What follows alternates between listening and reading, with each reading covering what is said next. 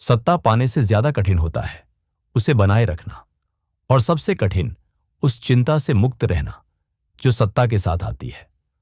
नमस्कार दोस्तों, स्वागत है आपका साहित्य की दुनिया में, जहां हम आपको सुनाते हैं हिंदी साहित्य के वो अनमोल रत्न जिनमें जीवन, व्यंग्य, करुणा और कटाक्ष के सारे रंग समाये होते हैं। आज हम लेकर आए हैं हिंदी के महान कथाकार मुंशी प्रेमचंद की एक गूढ़, व्यंग्यात्मक और गहराई से भरी कहानी, अधिकार चिंता। ये कहानी सिर्फ एक कुत्ते टामी की नहीं है, बल्कि हर उस इंसान की है जो सत्ता और वर्चस्व के लोभ में अपने भीतर की शांति को खो बैठता है। टामी एक सामान्य कुत्ता है, लेकिन जब वह सत्ता के शिखर पर पहुंचता है तो उसके मन में एक भय बैठ जाता है, अगर मैं गिर गया तो, और यही डर धीरे धीरे उसकी मौत का कारण बन जाता है।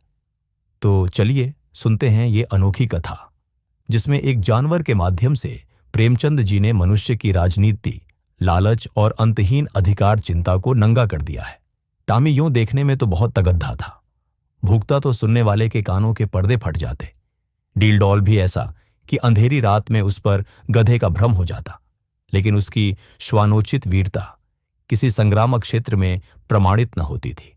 दो चार दफे जब बाजार के लेडियों ने उसे चुनौती दी तो वह उनका गर्व मर्दन करने के लिए मैदान में आया, और देखने वालों का कहना है कि जब तक लड्ढा जीवट से, लड्ढा नखों और दांतों से ज्यादा चोटें उसकी दुम ने की। निश्चित रूप से नहीं कहा जा सकता कि मैदान किसके हाथ रहा, किंतु जब उस दल को कुमक मंगानी पड़ी तो रणशास्त्र के नियमों के अनुसार विजय का श्रेय टामी ही को देना उचित न्यायानुकूल जान पड़ता है। टामी ने उस अवसर पर कौशल से काम लिया और दांत निकाल दिए जो संधि की याचना थी, किंतु तब से उसने ऐसे सन्नीति विहीन प्रतिद्वंद्वियों के मुंह लगना उचित न समझा। इतना शांति प्रिय होने पर भी टामी के शत्रुओं की संख्या दिनों दिन बढ़ती जाती थी। उसके बराबर वाले उससे इसलिए जलते कि वह इतना मोटा ताजा होकर इतना भीरू क्यों है। बाजारी दल इसलिए जलता कि टामी के मारे घूरों पर की हड्डियां भी न बचने पाती थीं। वह गद्दी रात रहे उठता और हलवाइयों की दुकानों के सामने के दोने और पत्तल कसाई खाने के सामने की हड्डियां और छीछद्दे चबा डालता। अतएव इतने शत्रुओं के बीच में रहकर टामी का जीवन संकटमय होता जाता था। महीनों बीत जाते और पेट भर भोजन न मिलता। दो तीन बार उसे मनमाने भोजन करने की ऐसी प्रबल उत्कंठा हुई कि उसने संदिग्ध साधनों द्वारा उसको पूरा करने की चेष्टा की, पर जब परिणाम आशा के प्रतिकूल हुआ और स्वादिष्ट पदार्थों के बदले अरुचिकर दुर्ग्राह्य वस्तुएं भरपेट खाने को मिली, जिससे पेट के बदले कई दिन तक पीठ में विषम वेदना होती रही, तो उसने विवश होकर फिर सन्मार्ग का आश्रय लिया। पर डंडों से पेट चाहे भर गया हो, वह उत्कंठा शांत न हुई। वह किसी ऐसी जगह जाना चाहता था जहां खूब शिकार मिले, खरगोश, हिरण, भेद्दों के बच्चे मैदानों में विचर रहे हों और उनका कोई मालिक न हो, जहां किसी प्रतिद्वंद्वी की गंध तक न हो, आराम करने को सघन वृक्षों की छाया हो, पीने को नदी का पवित्र जल। वहां मनमाना शिकार करूं, खाऊं और मीठी नींद सोऊं। वहां चारों ओर मेरी धाक बैठ जाए, सब पर ऐसा रोब छा जाए कि मुझी को अपना राजा समझने लगे, और धीरे धीरे मेरा ऐसा सिक्का बैठ जाए कि किसी द्वेषी को वहां पैर रखने का साहस ही न हो। संयोगवश एक दिन वह इन्हीं कल्पनाओं के सुख स्वप्न देखता हुआ सिर झुकाए सड्ढक छोड़कर गलियों से चला जा रहा था कि सहसा एक सज्जन से उसकी मुठभेद हो गई। टामी ने चाहा कि बचकर निकल जाऊं, पर वह दुष्ट इतना शांतिप्रिय न था। उसने तुरंत झपटकर टामी का टेटुआ पकड़ डालिया। टामी ने बहुत अनुनय विनय की, गिद्ध गिद्धा कर कहा, ईश्वर के लिए मुझे यहां से चले जाने दो। कसम ले लो जो इधर पैर रखूं, मेरी शामत आई थी कि तुम्हारे अधिकार क्षेत्र में चला आया। पर उस मदांध और निर्दयी प्राणी ने जरा भी रियायत न की। अंत में हार कर टामी ने गर्दब स्वर में फरियाद करनी शुरू की। ये कोलाहल सुनकर मोहल्ले के दो चार नेता लोग एकत्र हो गए, पर उन्होंने भी दीन पर दया करने के बदले उलटे उसी पर दंत प्रहार करना शुरू किया। इस अन्यायपूर्ण व्यवहार ने टामी का दिल तोड़ डाच दिया। वह जान छुद्धा कर भागा। उन अत्याचारी पशुओं ने बहुत दूर तक उसका पीछा किया, यहां तक कि मार्ग में एक नदी पर दच गई और टामी ने उसमें कूदकर अपनी जान बचाई। कहते हैं एक दिन सबके दिन फिरते हैं। टामी के दिन भी नदी में कूदते ही फिर गए। कूदा था जान बचाने के लिए, हाथ लग गए मोती। तैरता हुआ उस पार पहुंचा तो वहां उसकी चिढ़ संचित अभिलाषाएं मूर्तिमती हो रही थी। दो या एक विस्तृत मैदान था। जहां तक निगाह जाती थी हरियाली की छटा दिखाई देती थी। कहीं नालों का मधुर कलरव था, कहीं झरनों का मंदगान, कहीं वृक्षों के सुखद पुंज थे, कहीं रेत के सपाट मैदान। बद्धा सुरम्य मनोहर दृश्य था। यहां बद्धे तेज नखों वाले पशु थे जिनकी सूरत देखकर टामी का कलेजा दहल उठता था, पर उन्होंने टामी की कुछ परवाह न की। वे आपस में नित्य लड्ढा करते थे, नित्य खून की नदी बहा करती थी। टामी ने देखा, यहां इन भयंकर जंतुओं से पेश न पा सकूंगा।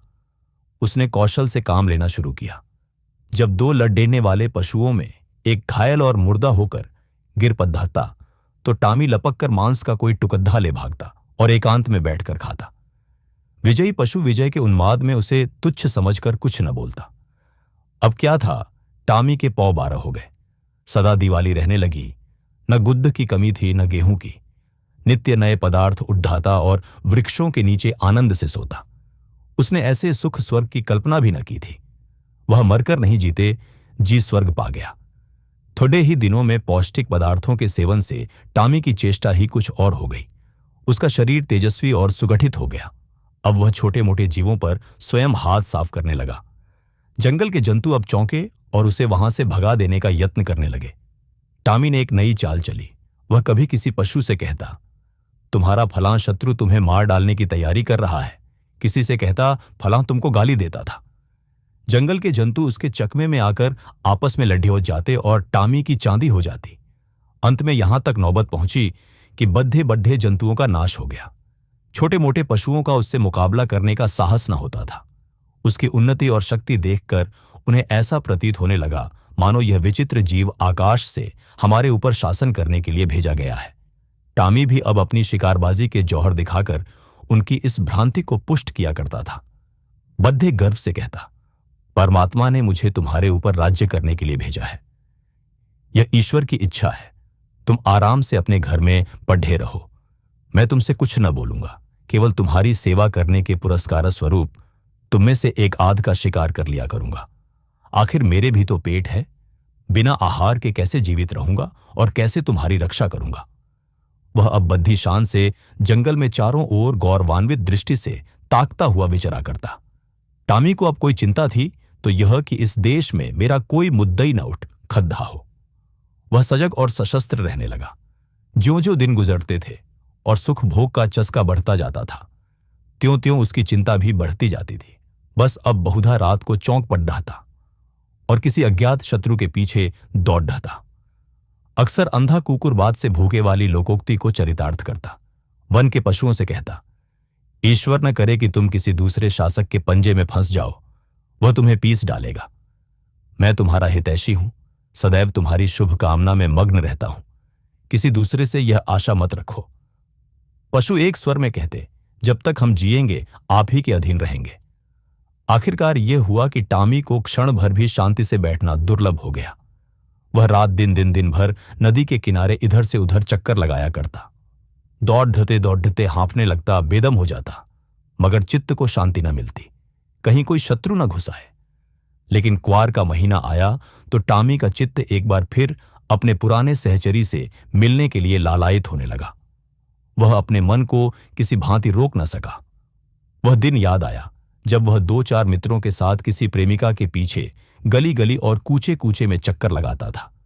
2-4 दिन तो उसने सब्र किया, पर अंत में आवेग इतना प्रबल हुआ कि वह तकदीर ठोंक कर खड्डा हुआ।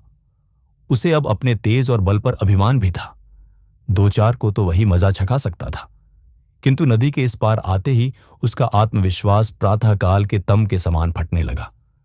उसकी चाल मंद पड़ डच गई, आप ही आप सिर झुक गया, दुम सिकुद्दा गई। मगर एक प्रेमिका को आते देखकर वह विह्वल हो उठा, उसके पीछे हो लिया। प्रेमिका को उसकी वह कुचेष्टा अप्रिय लगी। उसने तीव्र स्वर से उसकी अवहेलना की। उसकी आवाज सुनते ही उसके कई प्रेमी आ पहुंचे और टामी को वहां देखते ही जामे से बाहर हो गए। टामी सिटपिटा गया। अभी निश्चय न कर सका था कि क्या करूं कि चारों ओर से उस पर दांतों और नखों की वर्षा होने लगी। भागते भी न बन पड़ दहा। देह लहूलुहान हो गई। भागा भी तो शैतानों का एक दल पीछे था। उस दिन से उसके दिल में शंका सी समा गई। हर घद्दी यह भय लगा रहता कि आक्रमणकारियों का दल मेरे सुख और शांति में बाधा डालने के लिए, मेरे स्वर्ग को विध्वंस करने के लिए आ रहा है। यह शंका पहले भी कम न थी, अब और भी बढ़ गई। एक दिन उसका चित्त भय से इतना व्याकुल हुआ कि उसे जान पड्डधा शत्रु दल आ पहुंचा। वह बड्ढे वेग से नदी के किनारे आया और इधर से उधर दौड़ने लगा। दिन बीत गया, रात बीत गई, पर उसने विश्राम न लिया। दूसरा दिन आया और गया, पर टामी निराहार निर्जल नदी के किनारे चक्कर लगाता रहा। इस तरह 5 दिन बीत गए। टामी के पैर लड्ड खद्दाने लगे, आंखों तले अंधेरा छाने लगा। क्षुधा से व्याकुल होकर गिर पड्डता, पर वह शंका किसी भांति शांत न हुई। अंत में 7वें दिन अभागा टामी अधिकार चिंता से ग्रस्त जर्जर और शिथिल होकर परलोक से धरा। वन का कोई पशु उसके निकट न गया, किसी ने उसकी चर्चा तक न की, किसी ने उसकी लाश पर आंसू तक न बहाए। कई दिनों तक उस पर गिद्ध और कौए मंडराते रहे। अंत में अस्थिपंजरों के सिवा और कुछ न रह गया। और अंत में वही हुआ जो अक्सर होता है। जो सबसे ऊपर होता है वही सबसे ज्यादा डरता है, और डरते डरते एक दिन वो खुद को ही खो बैठता है। टामी चला गया, न सत्ता बची, न शान, और न ही कोई ऐसा था जिसने उसकी लाश पर एक आंसू भी बहाया। प्रेमचंद ने इस कहानी के जरिए हम सबको एक आईना दिखाया है कि हम चाहे इंसान हों या जानवर, अगर हमारी शक्ति सेवा के बजाय केवल वर्चस्व और डर फैलाने में लगी रहे तो अंत हमेशा अकेलापन और विनाश ही होगा। अगर ये कहानी आपको सोचने पर मजबूर कर गई हो तो कमेंट में हमें बताइए, क्या आज का इंसान भी टामी बन चुका है? वीडियो पसंद आया हो तो लाइक करें, शेयर करें और चैनल साहित्य की दुनिया को सब्सक्राइब करें, क्योंकि हम हर हफ्ते लाते हैं ऐसी ही साहित्यिक धरोहरें जिन्हें सुनना नहीं, महसूस करना पड़ता है। मिलते हैं अगली कहानी में एक नई सोच, एक नया प्रश्न लेकर।